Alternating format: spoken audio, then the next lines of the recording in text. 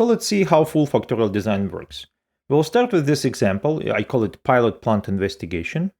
And the idea is that we would like to optimize the chemical reactions. In this case, of course, we are not talking about optimization. We are talking about variable screening. We would like to find out if temperature, concentration of catalyst, and type of catalyst influence the yield of a certain chemical reaction that we are going to use in our pilot plant. Okay. Then you can see, because I'm going to use full factorial design, I decided to use two levels. And then for every factor, I have a low level and upper level. Then you can see for temperature, it's 160 and 180 degrees. For concentration of catalyst, it's 20 and 40%. And for the catalyst type, it's A and B, two different catalyst types. Okay. Now I can make a design by taking all combinations of these levels, and I can do it either using these coded values, minus plus, or use the real values. So let me start with the coded values. In this case, it's a little bit easy, because how we actually make this table, how we can see that these are all combinations. Well, apparently, for every factor, you have two combinations, minus and plus, right? Let's forget for a while about the catalyst. Let's talk about only temperature and concentration.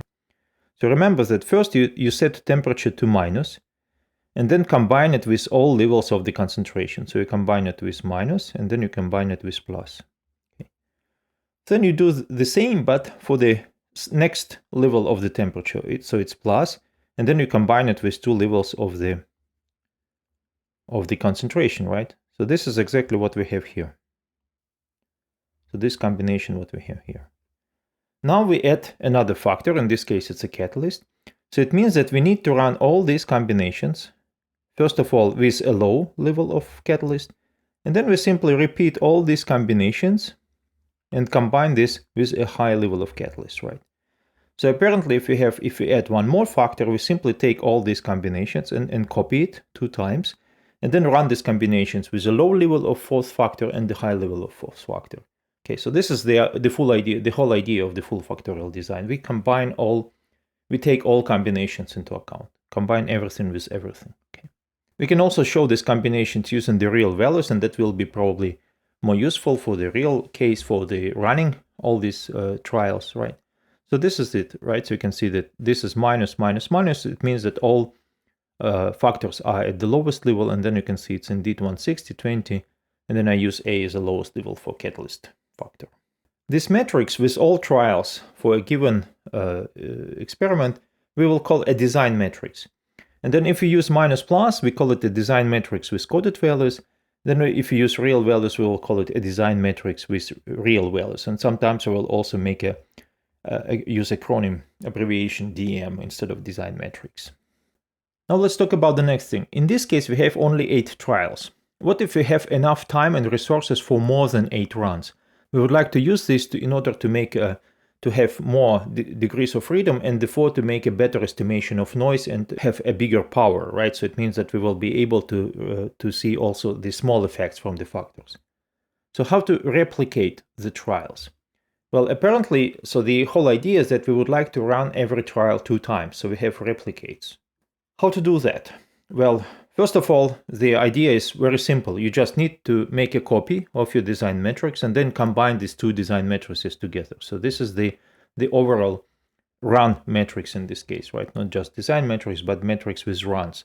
So we have 16 runs instead of 8, and then you can see that it's just a full copy, right? So this is copy 1 and this is copy 2.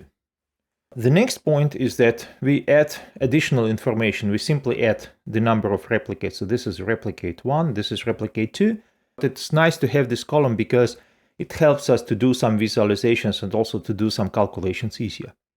But the most important thing is, in this case, it's because it's replication, we need to randomize all runs, right? So we need to generate the vector with run order as a fully randomized vector. So in this case, you can see that this is what we are going to run first. So that will be this run, and then the next will be this one. And then the next will be this one, and so on and so forth. So we run everything in random order. We randomize all runs, not trials, but runs, in order to minimize all the external factors effects, right? Some drift and so on. Okay. So now actually that's it. So now we make we created our experimental design, and now we can run experiment. We execute all runs in random order, and then we simply save all the data into another column, which is just y, it's yield. Okay. So for example, you can use Excel for that, or any other spreadsheet software like Google Spreadsheets and so on. And this is what I have in my Excel spreadsheet. So you can see I have these runs, I have the replicates, I have all the factor combinations, and this is the results of all the runs that I saved. So now this is what is called a tidy table, tidy representation of your data, where every variable is just a column in this table. And that's the best way to represent your data, also for further analysis, which we are going to do soon, because it simplifies a lot of things in most of the software. Okay. So this is actually it. So you can see that full factorial design, it's not a rocket science. It's a pretty simple thing. And at the end of this learning sequence, I will also show you how to optimize all these things. So you don't need to do these combinations manually. You will just run, for example, a certain code in R, and this code will generate this table for you. Okay. Now let's pretend that we have done that. So we got all the experimental data. And now, first of all, we need to estimate the effect. So in the next video, we will talk about how to estimate effects.